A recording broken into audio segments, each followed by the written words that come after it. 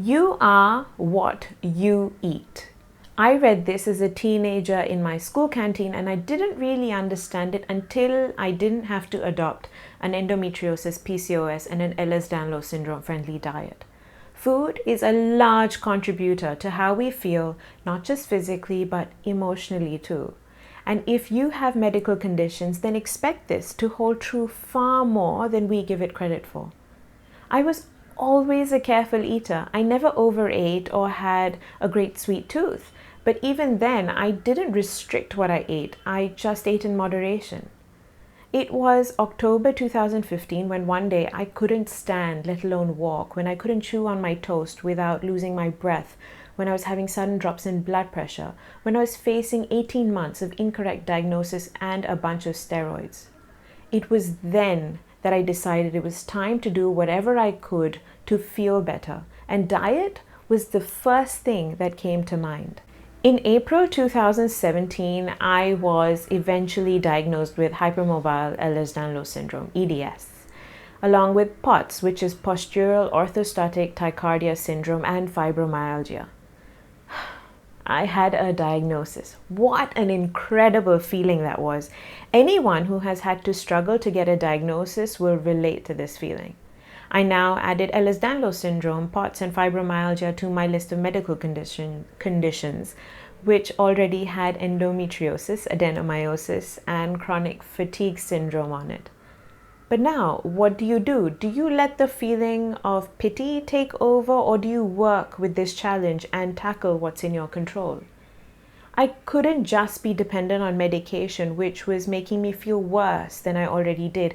My food needed to support the medicines I was on and the medical conditions I was dealing with. So it was time for a diet change. So far, I have made 6 important changes to it. Before I explain further, please remember, the diet I'm about to explain is what works for me. I have consulted a nutritionist who understands the medical conditions I have. I am not a medical professional, so please consult your doctor and a nutritionist to make sure you're on a plan tailored to your needs.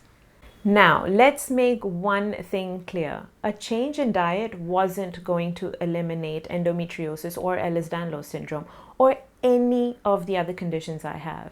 But the whole purpose was to reduce pain and feel healthier. Both these chronic conditions can cause pain because of inflammation, so it was important that I geared my diet towards being anti-inflammatory. I had to remember that I would be setting myself up for failure if I made sudden changes and drastic diet changes, so I didn't.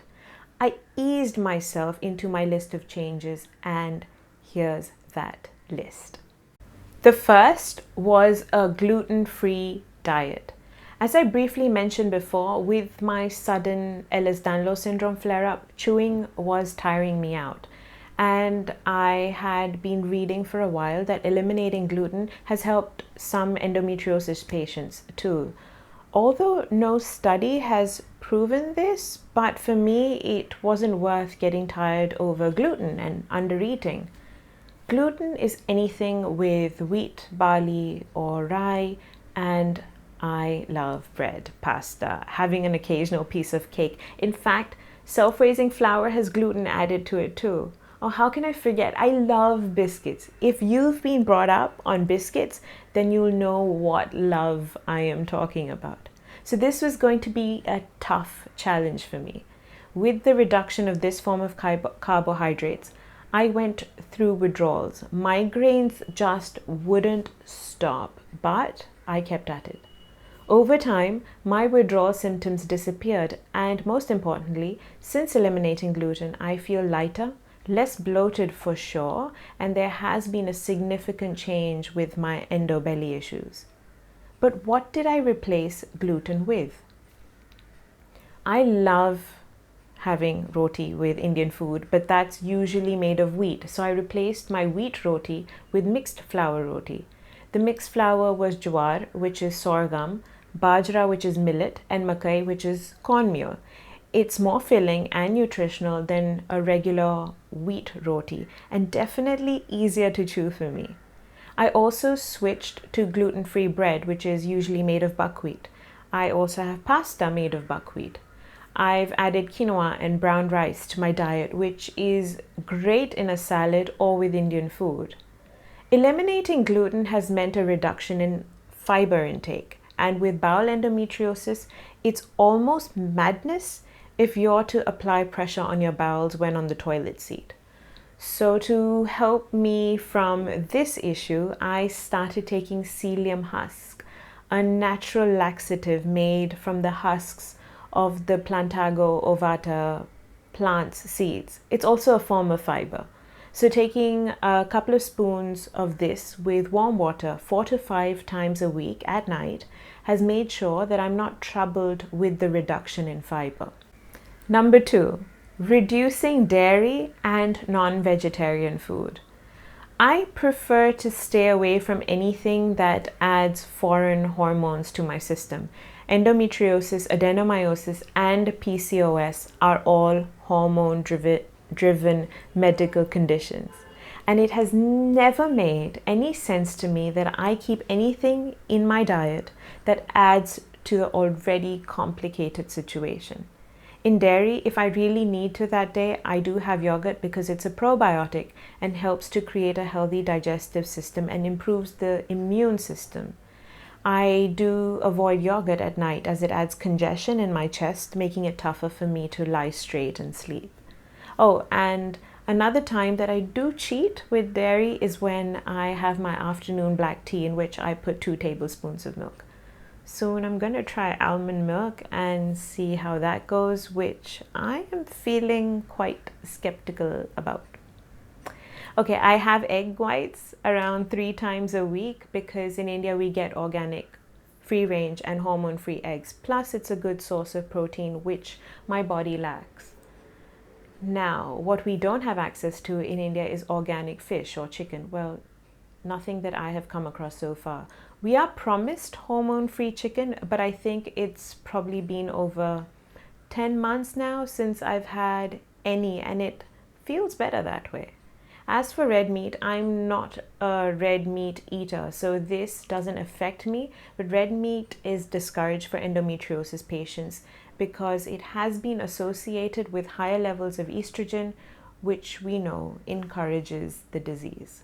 Number 3, avoiding refined sugars and processed foods. Refined sugars are processed from sugarcane and sugar beets.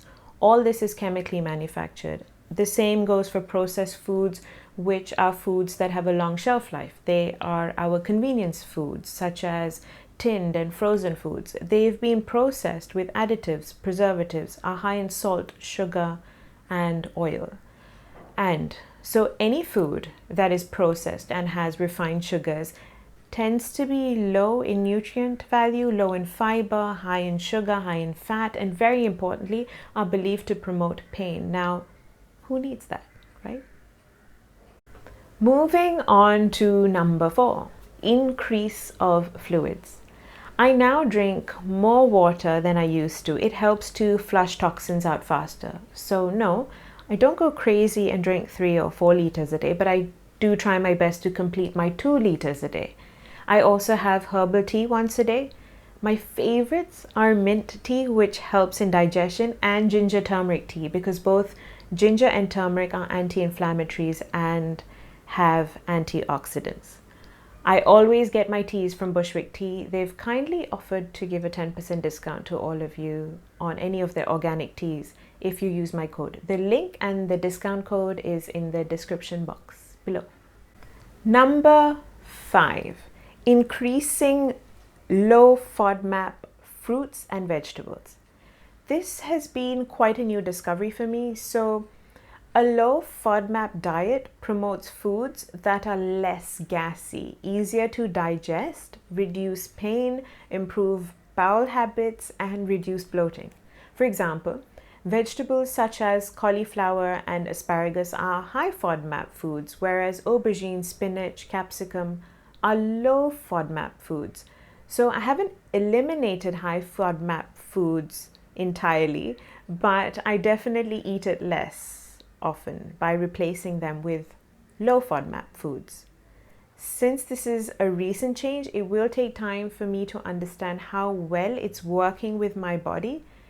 I'll keep you updated on that.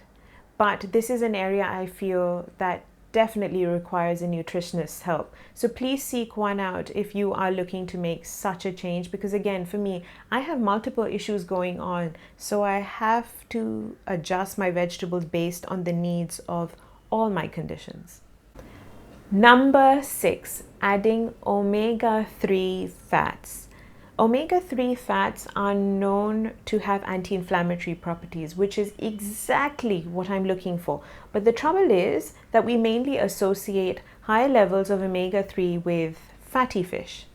Since I do not have access to organic fish, it's not something I prefer to buy and cook. And the vegetables and nuts I have are not a sufficient intake. So unfortunately, I take supplements for it. But I have added a very yum addition to improve my omega-3 fats: chia seeds. Chia seeds don't just have anti-inflammatory properties, they are high in protein, high in fiber, and have important bone nutrients, which are all the things that will help me. And how are they yum? Well, chia seeds pudding is yum. I make my pudding with almond milk, maple syrup, organic cacao powder, and chia seeds, all garnished with roasted and crushed almonds. I'll link the recipe in the description box, as well as the other things I said I was going to link. Okay, so my diet plan ends on this yummy note, and I hope over time I can share more on my diet journey. So please do watch this space or check out my website, allthingsendometriosis.com, where I keep updating everything.